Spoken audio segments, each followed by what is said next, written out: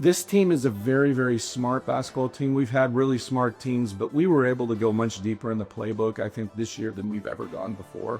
They're very talented in the sense that this is probably one of the few teams I've ever coached that was as versatile, where we could switch offensively, defensively, we could switch onto, if they ran a screen against a big, we didn't have a problem leaving whoever it was guarding that person. 3 seniors, 3-time state champions, the Valley Christian Trojans are a household name on the hardwood. Under the Greg Haagsma-led era, the Trojans have sieged their way to 9 titles since 1997. In all his years, despite his dominance, his Trojans have never won 3 in a row. That was until 3 kids walked in the doors 3 years ago and have completely changed what it means to be a winner.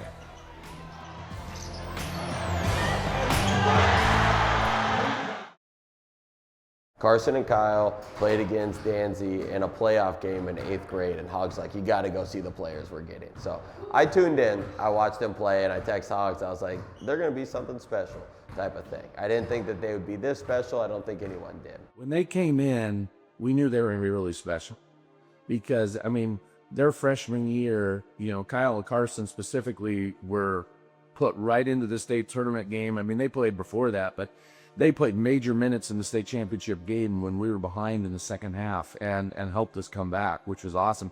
Caleb played a lot during the whole year. He just is such a good defensive player that we used him early on. The Grier brothers and Danzeisen immediately created a culture in Chandler, amassing an 86-8 record with 3 rings. However, their larger-than-life athletic ability outspoke their much quieter personalities. Carson was not a very vocal rah-rah guy. But Carson carried this silent, competitive greatness about him that it just made all of us better. Kyle Grier carries a lot of those same things. He was like Carson. They seemed to play their best when the lights were the brightest.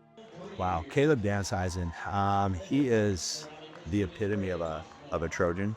He is a kid that, there was no task too small, but neither was there a task too big. A team is only as strong as its weakest link, and Valley Christian's links were solid as steel throughout the whole chain. Although obviously, all 13 Trojans can't fight on the court together at the same time, their unity had a tremendous effect on the team's success. They helped a lot, and especially in practices. So thriving off a bench is a very good, important part of the game that people really don't look at. A majority of our kids were really Christ-focused, and I think that made a difference. It didn't become about them. It became about team, and it became about Christ and his glory as opposed to our own. Strongly built success is always celebrated until the successful can't be stopped. The Trojans, facing the opportunity to do something that's only been done 2 other times in the history of 3A basketball, saw expectations and pressure rise to immense heights. The hardest part, I think, for Valley Christian right now and for this team is there are expectations of championships. If we don't win a championship, the season's a failure. I feel like, yes, as something that Carson said last previous year, obviously it's like, won a couple of championships in a row, so also there's the pressure back deep on.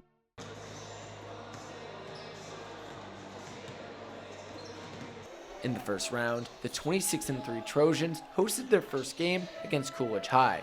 Expecting nothing more than a breeze, Carson and company took this game as an opportunity to band even closer together and build momentum for what's to come. Yeah, especially being the first game of the playoffs, we wanted to get off to an alt-star and just kind of get us momentum into later rounds of the postseason. So, we just wanted to get everyone involved early and we're confident for the run. Behind a double-double from the bigger Grier and an artillery of 3 balls from sniper Colby Jessup, the Trojans set ablaze their home court and set the Bears on their way in a 41-point blowout. Even after a lights-out victory, a Trojans mindset always centers their attention back to the task at hand. That's kind of our mindset. Our mindset isn't, we're not excited to get to the quarterfinals or the semifinals or the championship. We're excited to win the whole thing. So enjoy it. Great job. See you tomorrow. We're back to work. The reigning 3-time champs hosted their next opponent, the 8-seeded North Valley Christian Lions. The winner of this game would head to the semifinals, to play for an opportunity to appear in the first ever Copper Open Championship. After a slower start to their standards, a Trojan got hot from behind the arc, but not who you would think. Danzy, mostly known for his defensive prowess and inside presence, is not someone who teams expect to punish them from downtown. So the Lions kept letting him shoot, and in true Trojan fashion, he made them pay. I think I was just in the right spot at the right moment. I don't know if they were playing off me a little bit. Every time I got a kick out, I knew I had to let it go down. You know, he certainly had games where he scored, close to as many points, but it was not done in the way he did it against North Valley.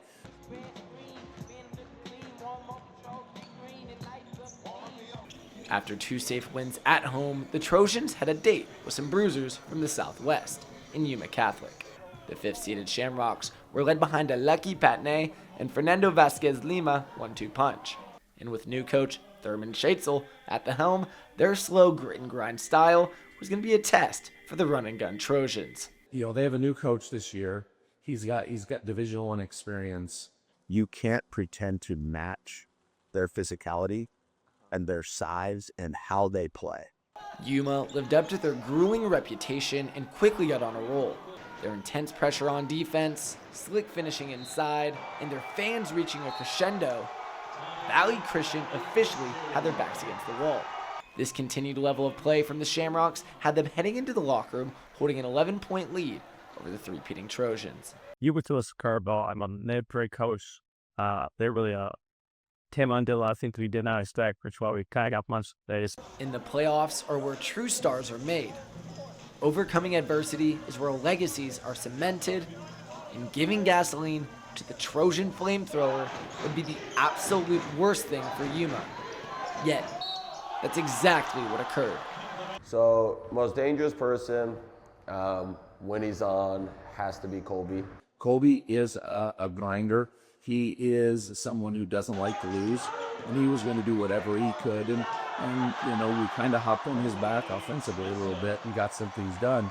To know before the game to have peace, telling that guy's giving me another game, I'm going to use this to blow off IDM, so I'm going to give it all I have. Going out there, working as hard as I can, and just playing with passion. The Trojans outlast a fourth quarter duel with Yuma, winning 81-76 behind Jessup's 36 points and defensive masterclasses from Danzeisen and Carson Grier. After finally overcoming their hardest challenge yet, the Valley Christian Trojans moved on to the Copper State Championship, where they faced a familiar foe in Gilbert Christian, finally having an opportunity to secure the deal.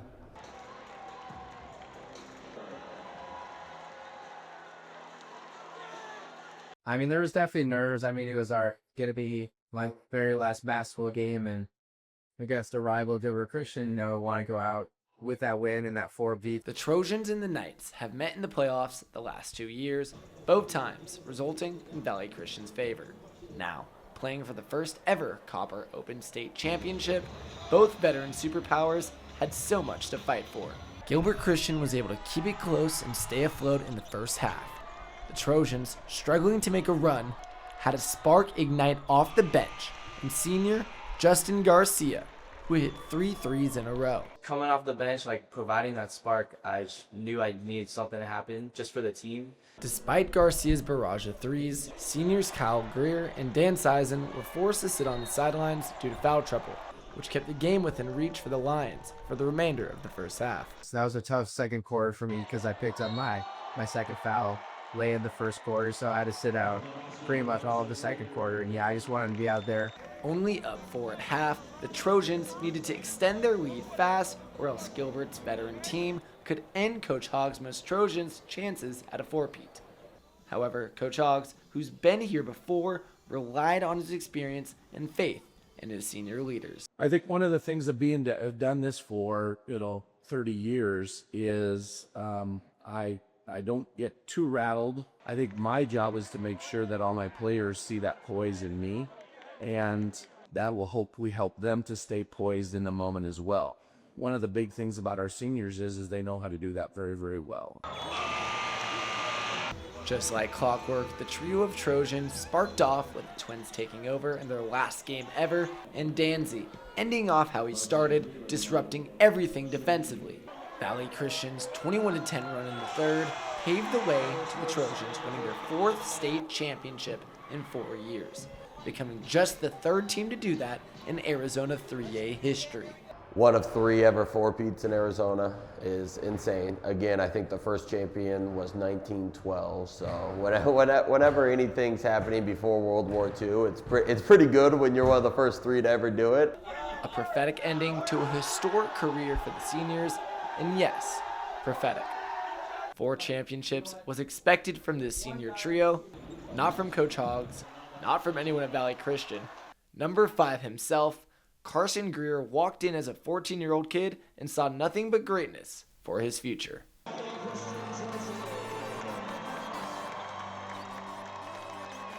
Just don't think they know how hard this is going to be to win 4. And even after we won our 3-peat, they're like, their Instagram caption was 3 out of 4, job's not done. And I'm like, these guys are crazy. And then here they are, being prophets that they are. They end up going 4 for 4, and they said they could finally enjoy all 4 of them because their job was done.